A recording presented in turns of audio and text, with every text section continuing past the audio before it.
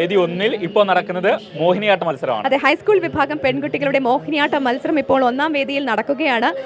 ഇത് തിരുവനന്തപുരമാണ്. തിരുവനന്തപുരത്തുകാരെ സംബന്ധിച്ച് ഇങ്ങനെയുള്ള കലാമേളകൾ, ഞാൻ പറയുന്ന മത്സരമല്ല, പക്ഷേ കലാമേളകൾ അത് നിരന്തരം അവർ കണ്ടുകൊണ്ടിരിക്കുകയാണ്. ഇപ്പോൾ തന്നെ നിശാഗന്ധി ഫെസ്റ്റ് നടക്കുന്നുണ്ട്. അപ്പോൾ അതുകൊണ്ട് തന്നെ ഒരുപാട് ആളുകളൊന്നും ഇവിടേക്ക് എത്തിച്ചേർന്നിട്ടില്ല. ഇപ്പോൾ കഴിഞ്ഞ വർഷം കൊല്ലത്താണെങ്കിൽ ഭയങ്കര ജനബാഹുല്യമായിരുന്നു. പക്ഷേ നമുക്കത് പറയാൻ പറ്റില്ല ഈ സമയത്ത്, കാരണം ഇന്ന് തുടങ്ങിയിട്ടേ ഉള്ളൂ. ഇനി വൈകുന്നേരം അടുക്കുന്തോറും എനിക്കൊന്ന് നല്ല വെയിലാണ് ഇവിടെ, നല്ല വെയിലും അതികഠിനമായ ചൂടുമാണ്. അപ്പം കൂടുതൽ ആളുകൾ ഇവിടേക്ക് വരാൻ സാധ്യതയുണ്ട്. ഒരു പക്ഷേ വൈകുന്നേരം ആകുമ്പോഴേക്കും കൂടുതൽ ആളുകൾ ഇവിടേക്ക് നമ്മൾ പ്രതീക്ഷിക്കുന്നുണ്ട്. അപ്പോൾ നമുക്കിനി ഒന്നാം വേദിയിൽ കൂടുതൽ വിശേഷങ്ങൾ അറിയാം. MG പ്രതീക്ഷയുണ്ട്.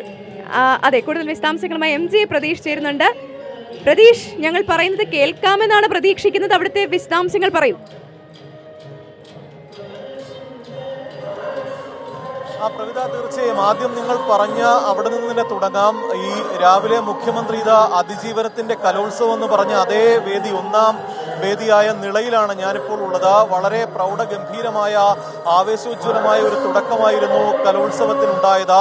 കാരണം ഈ മുഖ്യമന്ത്രി പങ്കെടുത്തു, വിദ്യാഭ്യാസ മന്ത്രിയൊപ്പം മറ്റ് മന്ത്രിമാരടക്കം പങ്കെടുത്തു. ഏറ്റവും പ്രധാനപ്പെട്ടത് വെള്ളാർമല സ്കൂളിലെ കുട്ടികൾ അവതരിപ്പിച്ച നൃത്തം തന്നെയായിരുന്നു. നേരത്തെ സൂചിപ്പിച്ചതുപോലെ തന്നെ മന്ത്രിമാരടക്കം വൈകാരികമായ ഒരു നിമിഷത്തിന് കൂടിയായിരുന്നു അത് വേദിയായിരുന്നത്. ആ വേദിയിൽ ഇപ്പോൾ നിലവിൽ മോഹിനിയാട്ടമാണ് നടക്കുന്നത്. ഹൈസ്കൂൾ വിഭാഗം പെൺകുട്ടികളുടെ മോഹിനിയാട്ട മത്സരം ഒന്നാം വേദിയായ നിളയിൽ നടക്കുകയാണ്. ഇത് കഴിഞ്ഞാൽ സംഘനൃത്ത മത്സരമാണ് നടക്കുന്നത്. ഈ ഒരു 11:30 തന്നെ ഈ വേദിയിൽ മോഹിനിയാട്ട മത്സരങ്ങൾ ആരംഭിച്ചിട്ടുണ്ട്. ഈ നേരത്തെ പറഞ്ഞതുപോലെ തന്നെ ഈ കാലാവസ്ഥ പ്രതികൂലമാണ്. പക്ഷേ എങ്കിൽ കൂടിയും ഒന്നാം വേദിയിൽ ഇത് കാണാനായി നിരവധി ആളുകൾ എത്തിയിട്ടുണ്ട്. അത് രക്ഷകർത്താക്കളായും അധ്യാപകരായും കാണികളായും ഒക്കെ തന്നെ നിരവധി ആളുകൾ എത്തിയിട്ടുണ്ട്. ഈ കലോത്സവ മേളയുടെ ഒരു പ്രത്യേകത തന്നെ ഇത് കാണാൻ വേണ്ടി പല ജില്ലകളിൽ നിന്നടക്കം ആളുകൾ എത്താറുണ്ട്.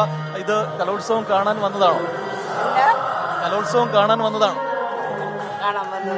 ഞങ്ങൾ എല്ലാ വർഷവും ഇവിടെ ഒരു 9 വർഷം മുമ്പ് അപ്പോഴും കണ്ടു. പിന്നെ തൃശ്ശൂരിൽ വെച്ചിരുന്നപ്പോ അത് കണ്ടിട്ടുണ്ട്. ഞങ്ങൾക്കിത് ഇഷ്ടമാണ്. സ്ഥലം എവിടെ? ഞങ്ങൾ ശരിക്കും തൃശ്ശൂർക്കാരാ, ഇവിടെ താമസിക്കുന്നത്. അവിടത്തെ കണ്ടിട്ടുണ്ട്, ഇവിടെ എല്ലാ കലോത്സവങ്ങളിലും ഇതുപോലെ പങ്കെടുക്കും. നമ്മളുള്ള സ്ഥലത്ത് എവിടെയാണോ യോജന അവിടെയൊക്കെ പോവാനൊക്കെ വലിയ ഇഷ്ടമായിരുന്നു. പ്രവിത, ഈ കാണികൾ സൂചിപ്പിച്ചതുപോലെ തന്നെ, കാരണം ഈ എല്ലാ വർഷവും കലോത്സവം നടക്കുന്ന വേദികൾ തിരഞ്ഞുപിടിച്ച് അത് കണ്ട് ആസ്വദിക്കാനെത്തുന്ന ആളുകൾ നിരവധിയാണ്. അത്തരത്തിൽ വലിയ ആഘോഷത്തോടു കൂടിയാണ് തിരുവനന്തപുരം 63ാമത് കലോത്സവത്തെ വരവേറ്റിരിക്കുന്നത്. പല വേദികളിലായി 249 ഇനങ്ങളിൽ മത്സരങ്ങൾ നടക്കുന്നു.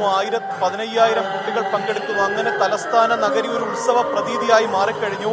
നേരത്തെ സൂചിപ്പിച്ചതുപോലെ തന്നെ ഒരു ഉച്ചയുടെ ഒരു ആലസ്യം നിലവിലുണ്ട്. പക്ഷേ വൈകിട്ടാവുന്നതോടുകൂടി തന്നെ ഓരോ വേദികളും കൂടുതൽ ആവേശമാകും. ചാക്യാർകൂത്തും നാടകങ്ങളും അടക്കം ഈ മംഗലം കളി അടക്കമുള്ള മത്സരങ്ങൾ കാണികൾ കാത്തിരിക്കുന്നുണ്ട്. എന്തായാലും വലിയ ആവേശം തിരുവനന്തപുരത്തെ സംബന്ധിച്ചുണ്ട്. MG പ്രതീക്ഷാണ് ഒന്നാം വേദിയിൽ നിന്നുള്ള വിശദാംശങ്ങൾ നൽകിയത്. അവിടെ ഈ പറയുന്നതുപോലെ മോഹിനിയാട്ട മത്സരം നടക്കുന്നുണ്ട്. സൂചിപ്പിച്ചതുപോലെ വൈകുന്നേരം ആകുമ്പോഴേക്കും എന്തായാലും നല്ല ആള് വരും, അത് ഉറപ്പാണ്. കാരണം ഷഹദ്, ഇനിയിപ്പം മോഹിനിയാട്ട മത്സരം കഴിഞ്ഞ ഉടനെ അവിടെ നടക്കാനിരിക്കുന്നത് സംഘനൃത്തമാണ്. സംഘനൃത്തം എന്ന് പറയുന്നത് ഈ കലാമേളയിലെ തന്നെ ഏറ്റവും ഗ്ലാമറസ് ഇനമാണ്. ഓരോ പരീക്ഷണങ്ങളാണ് ഓരോ ജില്ലയിൽ നിന്നുള്ള വരുന്ന ടീം നടത്തുന്നത്. അപ്പീലിൽ വരുന്ന കുട്ടികളുണ്ടാവും. മാത്രമല്ല ഈ സമകാലിക വിഷയങ്ങൾ, അതുപോലെ തന്നെ ആളുകൾക്ക് ഇൻട്രസ്റ്റ് ഉള്ള വിഷയങ്ങൾ, പിന്നെ വളരെ ചടുലമായ താളമാണ് സംഘനൃത്തം. ഒപ്പം അടിച്ചു പൊളിക്കാൻ എന്താണെങ്കിലും ഈ വിദ്യാർത്ഥികളോടൊപ്പം തന്നെ കൂടുതൽ ആളുകളും ഇങ്ങോട്ടേക്ക് എത്തുമെന്ന് നമുക്ക് പ്രതീക്ഷിക്കാം.